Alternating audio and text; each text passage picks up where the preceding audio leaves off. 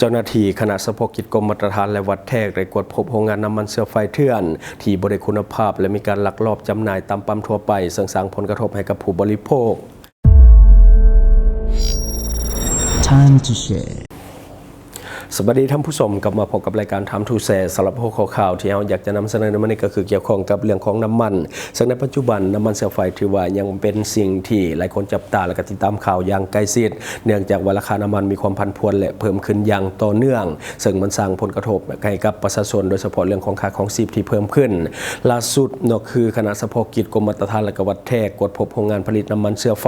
ที่บ่ได้คุณภาพและก็ปริมาณการผลิตที่นำเข้าโดยสารมาร์เกอร์พร้อมทั้งพบค่าซัลเฟอร์ที่สูงถึง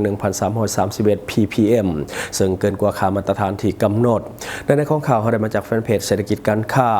และยังนี้ข่าวน้ำมันเชื้อไฟนับว่าเป็นประเด็นที่ฮ้อนที่สังคมให้ความสนใจหลายที่สุดเนื่องจากการคุมเข้มของเจ้าหน้าที่ในการติดตามกฎกาเป็นปกติและก็ต่อเนื่องล่าสุดในตอนเช้าของวันที่ 4 เมษายน 2026 คณะรับผิดชอบคุ้มครองคุณภาพน้ำมันเชื้อไฟพร้อมด้วยห้องกฎกาคุณภาพและคุ้มครองปริมาณน้ำมันกรมมาตรฐานและก็วัดแทกได้ลงกฎกาโรงงานเป้าหมายแห่งหนึ่งอยู่ที่เส้นทาง 13 ใต้นครหลวงเวียงจันทร์ที่สงสัยว่าเป็นแหล่งผลิตน้ำมันที่บ่ได้มาตรฐานผ่านการกฎกาตัวจริงพบว่าโรงงานกันดังกล่าวได้มีการติดตั้งเครื่องจักรเพื่อบดขี้เหงื่อพลาสติกและกันน้ำมันเครื่องเก่าเพื่อผลิตเป็นน้ำมันเชื้อไฟโดยบ่มีใบอนุญาตดำเนินธุรกิจบ่ผ่านการกฎกายังยืนคุณภาพและบ่ได้เสียภาษีอากรตามระเบียบกฎหมายนอกนั้นในสถานที่ดังกล่าวยังพบน้ำมันที่ผลิตสำเร็จรูปแล้วจำนวนลวงลายที่เตรียมพร้อมที่จะนำไปจำหน่ายตามปั๊มน้ำมันทั่วไปผ่านการวิจัยพบว่าน้ำมันดังกล่าวมีค่าซัลเฟอร์หรือว่าซัลเฟอร์คอนเทนต์สูงถึง 1,331 ppm หรือว่า parts per million ซึ่งเกินกว่าค่ามาตรฐานที่กำหนดไว้หลายเท่าตัวถ้าการนำใช้น้ำมันที่มีค่าซัลเฟอร์สูงจะส่งผลเสียโดยตรงต่อกับเครื่องจักรเช่นการเฮ็ดให้เครื่องจักรเปื้อนไวอะไรและก็สินส่วนต่างๆของเครื่องจักรสุดโทรมไวเกิดมีควันดำลายและก็อายุการใช้งานของเครื่องจักรจะสั้นลงต่อกับปัญหาดังกล่าวเจ้าหน้าที่ได้ยึดของกลางและดำเนินมาตรการตามระเบียบการพร้อมนั่นก็ได้แจ้งเตือนมายังพ่อแม่ประชาชนและกับผู้สวมใช้ให้มีสติในการเลือกซื้อน้ำมันหากพบเห็นความผิดปกติเจ้าหน้าที่เชี่ยวชาญด้านคุณภาพน้ำมันเชื้อไฟยังให้หูตื่มอีกว่าการกวดพบโรงงานการน้ำมันจากขี้เหงื่อพลาสติกและก็น้ำมันเครื่องเก่าอยู่นครหลวงเวียงจันทร์บ่แม่นเพียงแต่การละเมิดกฎหมายธุรกิจทั่วไปแต่ยังส่งผลกระทบต่อเศรษฐกิจและสังคมอย่างมหาศาลเป็นต้นแม่นข้อที่1กับผลเสียหายทางด้านเศรษฐกิจหรือว่า economic impact รัฐจะสูญเสียหลายหาบก็คือการลักลอบผลิตและก็การจำหน่ายโดยบ่เสียภาษีอากรเหตุให้รัฐบาลสูญเสียงบประมาณที่จะนำมาพัฒนาประเทศชาติต่อมาก็จะเป็นความเสียหายต่อกับทรัพย์สินของบุคคลและก็วิสาหกิจเมื่อเครื่องจักรหรือว่ารถขนส่งหรือว่าเครื่องจักรกสิกรรมเพพังก่อนกำหนดย้อนว่าน้ำมันที่บ่ได้มาตรฐานผู้สวมใช้ต้องได้แบกหาบค่าใช้จ่ายหรือว่าค่าซ่อมแปลงที่สูงขึ้นส่งผลให้ต้นทุนการผลิตและการขนส่งเพิ่มขึ้นโดยบ่จำเป็นและต่อมาก็คือผลกระทบต่อกับต้องโซ่การสนองก็คือปั๊มน้ำมันที่ว่ารับซื้อน้ำมันเถื่อนมาจำหน่ายอาจจะได้กำไรในระยะสั้นแต่ว่ามันจะส่งผลระยะยาวก็คือจะเสียความเชื่อมั่นจากลูกค้าและก็อาจจะถูกสั่งปิดกิจการไปด้วย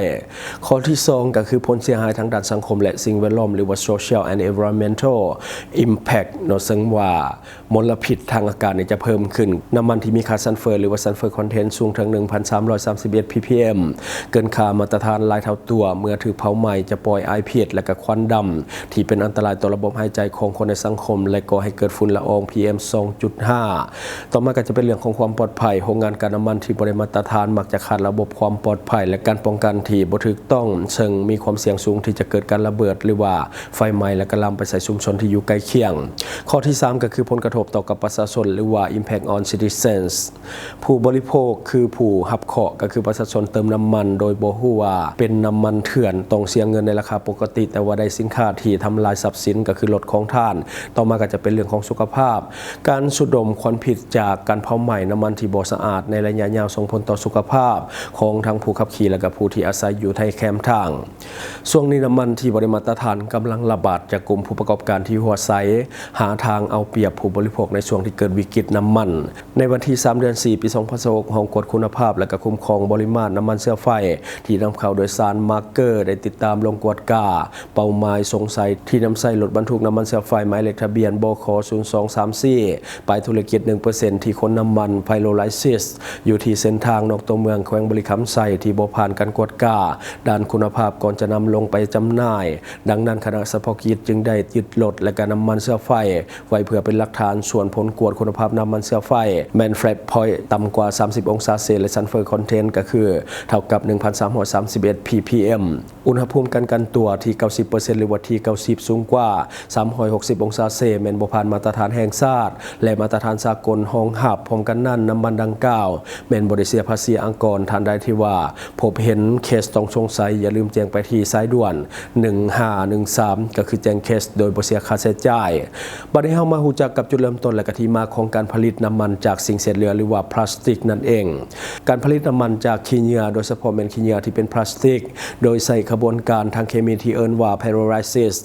มีประวัติการพัฒนามาอย่างยาวนานซึ่งสามารถสรุปจุดเริ่มต้นที่สำคัญได้ดังนี้จุดเริ่มต้นและกับประเทศผู้ที่ว่าคิดค้นก็คือทำอิฐแม่นแนวความคิดเดิมก็คือกระบวนการไพโรไลซิสการย่อยสลายด้วยความร้อนในสภาพที่บ่มีออกซิเจนมีมาตั้งแต่ศตวรรษที่19เพื่อใช้ในการกันถ่านหินและก็ไม้การผลิตจากพลาสติกก็คือการคิดค้นเพื่อเปลี่ยนพลาสติกให้เป็นน้ำมันเชื้อไฟอย่างเป็นรูปธรรมเริ่มมีการค้นคว้าอย่างจริงจังในช่วงทศวรรษปี 1970 หรือว่าปี 1970 ปี 1980 ประเทศผู้ที่ว่าคิดค้นและก็ผลิตเป็นประเทศแรกๆก็คือประเทศญี่ปุ่นและประเทศเยอรมันถือเป็นประเทศแรกๆที่ประสบความสำเร็จในการคิดค้นเทคโนโลยีนี้เนื่องจากเป็นประเทศที่มีความก้าวหน้าทางด้านเคมีและก็ประสบปัญหาพื้นฐานที่กำจัดขี้เหงื่อที่มีอย่างจำกัดต่อมาก็คือบุคคลและก็เทคโนโลยีที่โดดเด่นในเรื่องของการผลิตน้ำมันจากพลาสติกญี่ปุ่นก็คือท่านอากิโนริอิโตะก็คือเป็นประธานบริษัทเบรสโค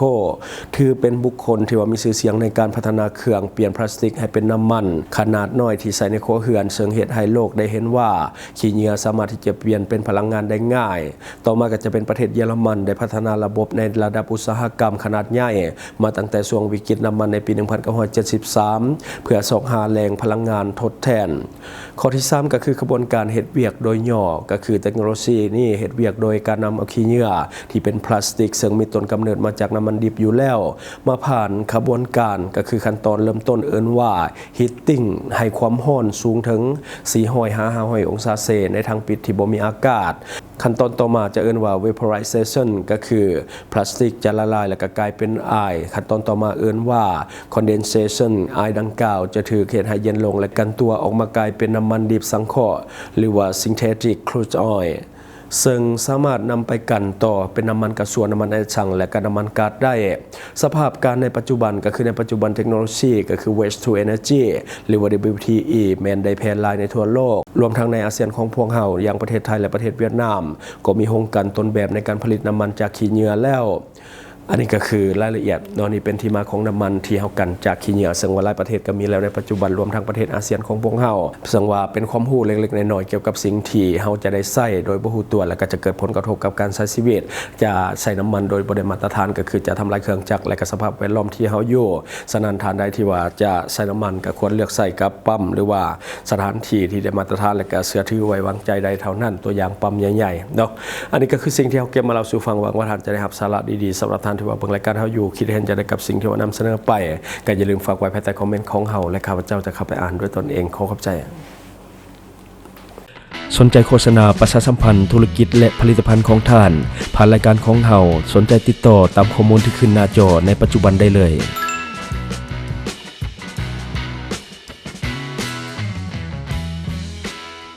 อยู่เมืองลาวใช้แต่เงินกีบลาวและส่งเสริมผลิตภัณฑ์ภายในเพื่อลดผ่อนการนำเข้าสินค้าและแก้ปัญหาเงินตา